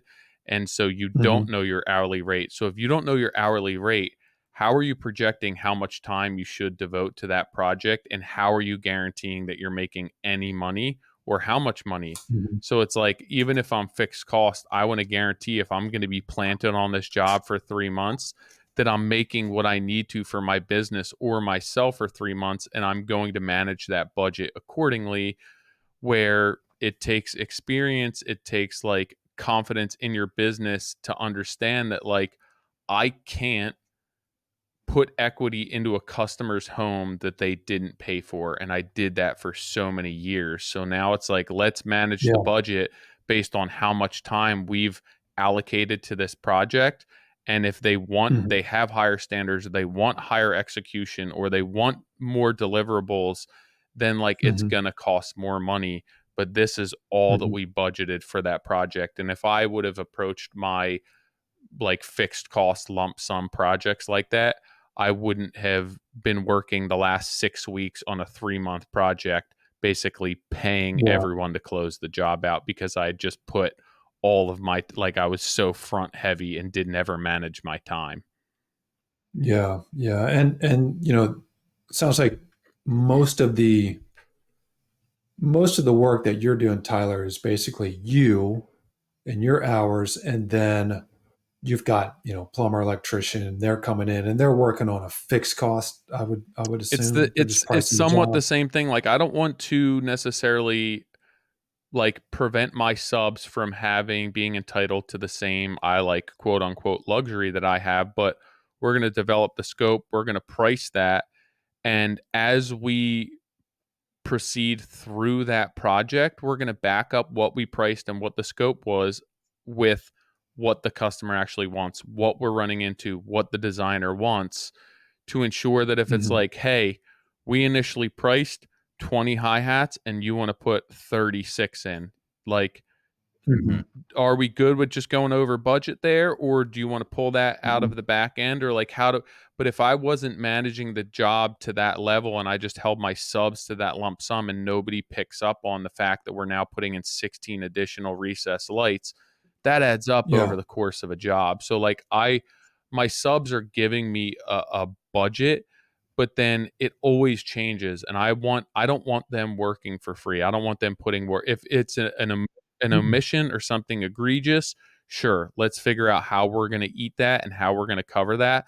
But if it's something that just the customer wants or the designer change, or it's just different than we anticipated, it's going in your house. My thought is that like the customer should be paying for that. I'm not looking to make more money on it, but I'm also not looking to fund that renovation. So that's the way that I do it with my subs. I'm using them, same thing as me, to establish a budget, and then I'm managing that budget and having my customers drive the decision as far as what they want to spend and what it's worth to them. In a perfect world, I'm delivering their job with the scope that we suggested for the price that we anticipated, but that's not always the case. But that doesn't mean that I'm not on budget. Like, it may cost more, but the scope isn't the same as what we estimated at the beginning of the project.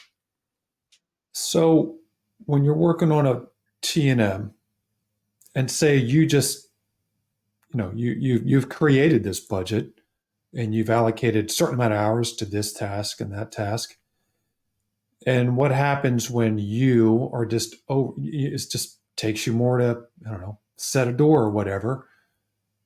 Are you just charging? No, I'm eating. Like if I miss it, I'll eat that. But a lot of times what ends up, even if it's just, it's no fault of your own, it depends, because like as I'm managing that budget, right, there's things that I probably budgeted for that were more at the beginning of the project. So like I'm not necessarily giving them that money back as that line item comes up that's rolling through the budget. So we can assess, hey, this is a change order that is completely separate scope than what we anticipated. So like that's an additional cost. I don't know if we'll have room in the initial budget with contingency for that. So we're going to assume like, hey, we're paying out of pocket for that. Let's see what we do on the back end of the job. But there may be something that I budgeted for that we didn't have to do, or that I can make up on the back end, where it's like, hey, I recouped that money that I lost on that door. Oftentimes, I'm spending 9-10 hours a day on a job, but with that inflated rate and me capturing almost all of my hours throughout the duration of a job, I'm not so concerned with losing an hour a day, 2 hours a day over the course of the job, because realistically, I was losing like 4 or 5 hours a day when I wasn't managing the numbers correctly. So, sometimes I eat it, but in the grand scheme of things, I'm so much more profitable doing this that like I'm not really eating that much, and I'm kind of already maxing out what I can be charging customers, and I'm okay with that. What I struggle with the most is I have Justin work for me. Justin makes X amount. If Justin's doing work that's not equitable, I have trouble charging the customers for that, and I have to pay for that. So like that's where I really need to manage, because I like, hey, dude, you're charging me for 10 hours today, but we've really only put like 6 hours worth of work into place. Is that because of Justin's fault? Is that my fault? Were we running around to different jobs? Did we run into something where I had to have him go pick up a tool? And that's like where you have to kind of manipulate that, or be a little more tender with that. That's my bigger struggle, because at that point, it's not just me eating an hour, it's me literally paying for him plus the burden on top of that. So that's where you can lose money really quickly, at least. And that's where I always lost so much money with employees, because I didn't manage their time correctly. So what I'd end up doing is I'd send them home, and then I'd work till midnight trying to like move forward in the job. So I was giving them less hours, like no more than the general 8. And that's no good, when you're doing that. And and I have, it's like what you're saying. It's like I can, for me, if I'm just charging me to be on a job site and something's taking longer, I'm just losing my time. Correct. But like, I'm not really putting on a tool belt hardly ever anymore. I'm paying, carpenters, and up until very recently, I was usually just paying them by the hour. And, they're taking longer than I expected. And either I just didn't figure it right or whatever is they're not really doing anything wrong. And I'm just like losing, I'm just like, man, I this think, carpentry budget is getting busted, yeah, Alec, in that, Which, like, there's, I think there's a difference for the way we do it. Um, if it's a miss or a miss estimate, and we feel as though we made just a mistake or something like that, it's one thing. Like, we would eat that. Yeah. But Mhm. if we're going over on hours, and it's just because it's the nature of the job, and it's taking longer, and our team is working as efficiently as possible, and we're not screwing things up and redoing work, and Mhm. we would have a conversation with the client. Um, Mhm. Especially, like, more so if it's significant. If we go over by a door, like an hour, a Mhm. day or something, we probably would just write it off. But that's why it's so Um, important to have all of that spelled out so well, that's exactly what I was going to specifically, say. right? Yeah, it's like very specific. Like, the more defined the scope, then we should be able to define the pricing accordingly. If it's an allowance, it's an allowance. It's Uh-huh. like Yeah. we in to Tyler's point, it's like it's defined very specifically as to whether or not this is a cost, or a hard cost, Mhm. or Mhm. if this is an Mhm. allowance that we will work against. Um, Right. so if you're constantly going over on carpentry, I think Mhm. that obviously you would try to rip that historical data out of those jobs, and try to figure out, like, well, okay, well, there's a good chance you're doing what I used to do, is estimate how long it would take you to run baseboard in a room. And Uh-huh. you Yeah. would say, oh, I can put baseboard in this room in a day, but you forget that Uh-huh. your days used to be 10, 12 Yeah. hours, and your guys are Yeah. working eight With no eight lunch, they're working, yeah, they're Yeah. working six, never with picking with, up Yeah. your with the phone. lunch. So you're Yeah. you're effectively getting 50% of the production. So it's like, man, why does that take 2 days? So Right. that's where it's going back, and you have to understand, okay, well, all right, it took my guys 2 days to do that room, so I need to estimate, for 2 days. And that's, Uh-huh. to something Tyler said earlier, it's, there's probably a little lack of confidence when you do that, because you're like, well, this is going to be really expensive for my client. I know. It's like, Yes. but yeah, but that's because that's what Yes. it costs. Yeah, that's what And it should until That's you, cost. that's yeah, you gotta until you accept reality. yeah, until you're confident in that's what it costs, Yeah. it's hard to sell that. Yeah. Yeah. I've definitely been there where it was like, man, just doing it just like what you said, like, well, I'll go back over the last couple of jobs. It took them this long to set these kind of doors and do this and that. And well, let's just use that. And you start Mhm. making that estimate, and you're like, geez, this is way more than they're going to freak out when they see this number. Yeah, But and we you all do kind of it. have to. Yeah, but what happens is that we finish doing the estimate, we look at it, and instead of presenting it to the client at that point, we Shake it off. if you don't do it now, you've done it before, where you then value Yeah. engineer it on your own. Yeah. Yeah. Yeah. Yeah. And then you're It's like, like this guilt I trip. can't show them. I can't Yeah. show them $1 million. All right, let's Right. figure out how to get Right. this under 1 million. And then you get it Right. under 1 million, and the client's like, okay, this is expensive. Is there any room that we can value engineer? And you're like Yeah. beside yourself, because you're like, I I already already did did. that. Yeah. And the client's like, what do you mean you already Yeah. did? Yes. I know. You I you know. gotta That is. you gotta kind of accept, like, I think you said it well. Like, you gotta accept reality, but also understand the numbers, and just you know take that, and continue to utilize that. And hopefully you bid it. Yeah. You're at 2x what you typically do, and then you go do it, and then you end up at 75% of that, and be like, hey, I came in under budget. Yeah. Because that's a Yeah. way better conversation. Even though it's a Yeah. hard conversation, like, hey, it's 100 grand to do all this interior finish work. Holy Yeah. shit, that's so much money. But then you go and do it and execute, and then you have another conversation, be like, hey, we came in under budget. That, like, they'll never Yeah. remember that you sold them on 100K. They remember the fact that Right. you would do something, and then you did it and beat it. That's Yeah. another reason why I like cheat that number as well with the 32 first 40 hours, because I just realized that, Mhm. like, oftentimes when I'm looking at pricing something, it's like in definitely like a tainted light, where it's a it's perfect weather, it's perfect productivity, there's no distractions, everything goes right. Mhm.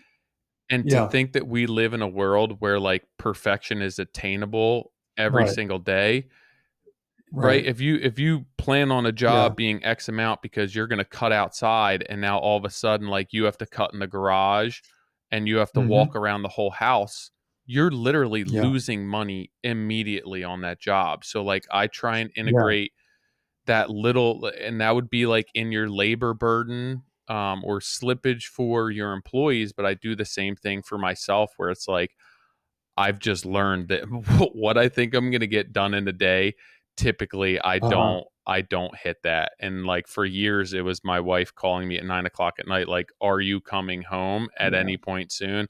I was like, "Well, Yeah. I was going to get to this point today, so as soon as I get to that point, I'll head home. But I need to get to this point." And now I'm like, Uh-huh. you know what? If I work 32 hours this week, I made what I needed to survive for my, based on my 2,000 hours, my 40-hour work week. Like I don't necessarily, unless it's a schedule issue, I don't necessarily need to stay here until 10 o'clock at night. It happens generally closing at a job. But Yeah. that is why I integrate a little bit of fluff in there as well. And then Yeah. if you don't use it, you don't Yeah. use it, and it can go towards elsewhere in the budget, or you Uh-huh. come in under budget, which is a great thing. It's a lot tougher the other way around. Yeah, you can't price a job under perfect conditions. It never is. No, it's never even Mm-mm. close, and for some reason, I always do. Mhm. I'm like, yeah, Mm-hmm. I'll Yeah. price something, and then I'll go to do it and be Right. like, how did I ever think this was going to take 3 days when it's like two Mhm. days? I mean, Mhm. like 2 weeks worth of work. Be like, I don't even like, what the fuck was I thinking? Yeah. And so I'm obviously like getting paid for that upfront work now, and experience and everything else makes it a little bit easier. But sometimes I'm like, dude, I was way off, not even close. Yeah. It just comes with time, and I think that this kind of goes out to kind of all the guys and gals who are just kind of new. It just takes time. You're Yeah. gonna you're Patience. gonna struggle and miss stuff, and you just kind of have to keep at it. I look at it now as like I wake up in the morning and it's like, well, I got a ton of stuff to do, and I've got to do this, that, and the other. And I used to get really, kind of stressed out about just not getting enough things Yeah. done or not getting done what I thought that I should get done. But now it's like I've done it enough times to know that, well, if I just get some stuff done today, if I take some steps forward, I'm getting there. It's you're just not going to get 10 things done off of your 10 item list today. You're probably going to get two. No, and it's all about it's But all about perspective. yeah, if you just keep at it each day, you grind through it each day, you get there. Mm-hmm. That comes through just, experience and maybe age, you start to not worry about Yeah, that stuff absolutely. so much, you know, Um, and I I I think that definitely is important, and that's something that took me quite a few years to understand, and I still struggle with it. Like I struggle with it today, where then yeah, like I just sometimes I have to step back and I have to think big picture, like what all of this really looks like in the grand scheme of things. And Nick and I had a conversation with Jeff last week where it's like 100 years from now, is any of this shit gonna matter? And I just have to put a mhm, little bit of perspective on it, where I was like, is this worth ruining my day, ruining my month, and just like yeah, giving me so much anxiety about? And it's like, in the grand scheme yeah, of things, it probably doesn't matter. But coming up yeah, on 2 hours here, that went very quickly. I yeah, appreciate you coming on. I recall speaking with you and wanting you to come on because I think that your experience is pretty unique. Um, not that you're old, not that you're young, but like to have this much experience within the industry and then only to have your company 5 years ago, and Yeah. be in a position where you are familiar with all of this stuff, but now it's from a different vantage point, and you are trying to Yeah. like learn how all of this comes together, and just to kind of articulate and showcase that it doesn't matter how much experience you have. There's always different perspective. There's different things that you can learn, you can grow, and I think that you are like a testament to that, that you've been in this construction industry for so long and you've held many Yeah. different roles, and you've adopted a new role later in your Yeah. career that has completely changed the trajectory of what you're doing, and you're still out there like reaching out for help, trying to gain knowledge, trying to Oh, learn for stuff. sure. And I just think it's really cool. I remember speaking with you and being like, super knowledgeable, your work's great, you have zero ego as far as what you're doing, and like to be at this point in your career, and I know what I know and I still need help and I'm still trying to learn things, I think is super cool and Mhm. definitely admirable and respectable. So I thought it would be a really neat conversation for people to see and listen to. Yeah. Well, I appreciate that very much. And yeah, I think going back all those years, like as I was saying, like I'd never even intended to do construction, but I think what kind of clicked was there's just an endless number of things to learn in Mm, this profession, and that I just found so like fascinating. It was like I could never learn everything. Every day I learned something new. You never really get bored, right. you know? So, Yeah, there's like yeah. it's a constant and perpetual evolution, especially if you want to grow and become better. Like the sky is limitless. And a really Yeah. cool thing about our industry, and while it can kind of suck at the same time, is like the rules aren't necessarily set in stone. You can Mhm. format and situate yourself however you want in this industry to do whatever you want, and make it work however you see fit for yourself. It Mhm. provides us with a ton of opportunity and makes things difficult as far as what you're competing against, but um, the sky really is the limit as far as what you want to do. Yeah. Yeah. Yeah. We So, definitely appreciate your time. well, I Yeah, Alec, appreciate you guys very much. I've been listening to you guys for years and appreciate finally that, got man. on. Really, really, Yeah. really nice to meet you and chat. Yeah. Yeah. And so hopefully I'll get to meet you guys sometime soon. Yeah, absolutely. Not where I expected that conversation to go, but that was. I mean, I think it was. I think a lot of people can relate to that. And I dug into him before we hopped on. I didn't realize he was like a solo guy. Yeah, Like yeah, some of he the does. He projects that does he's like got bigger are projects. pretty legit. Yeah, Super um, cool. yeah, definitely. And I don't know if you spent time in DC, but like the Yeah, suburbs, a little bit. Maryland, Virginia, Hmm. obviously, DC itself is a really cool area, and definitely a ton of opportunity for what he's looking to do. I just thought it was neat when I spoke with him. Obviously, not that he's older by any means, but like we have a lot of young people on here, and I think that it's really cool for him, like at this point in his career, to have a Totally. new business, and not Yeah, like, it's not like he's got a 12-man business. He's grinding it out, working by himself, managing subs, and doing really cool work, which I think is love that. super neat. Yeah. Well, So if we you, guys, we talked a lot. Go ahead. no, I was going to say, if you guys don't know who he is, it's Alec Meredith. I was going to pull up his Instagram page. There's not a ton. Armstrong CS LLC. Yeah, and he has a website as well. Yeah. But you can check him out there. Yeah. Guys, we talked a lot about pricing and pre-construction and things like that. And September 27th through Monday, September 30th, we're hosting the Contractor Coalition Summit here in Boston.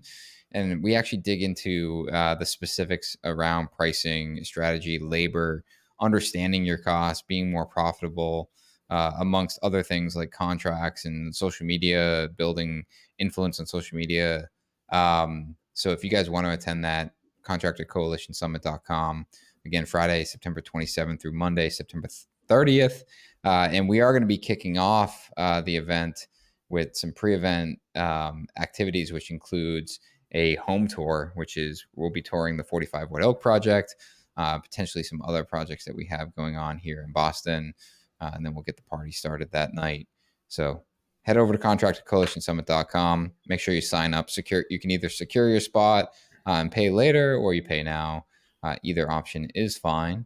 And if you guys haven't, moderncraftsman.co, sign up for our newsletter. A bunch of you guys actually reached out to our Instagram handle saying that you had an issue signing up for the newsletter. You might have a pop-up blocker on maybe. Yeah. But there should be something that pops up that says fill in your email. We want to get you on the newsletter. We got a bunch of stuff rolling out, including some discount codes for the summit. That's the only way you can get them. But if you're not getting that pop-up, then stay tuned, because we are updating the site with some static links up there. Hopefully it's up there, if not by now, here shortly. Alternatively, feel free to shoot us a DM. We'll get you hooked up and set up on that list. And then, of course, thanks to our sponsors, Buildertrend, Andersen Windows, and Velux.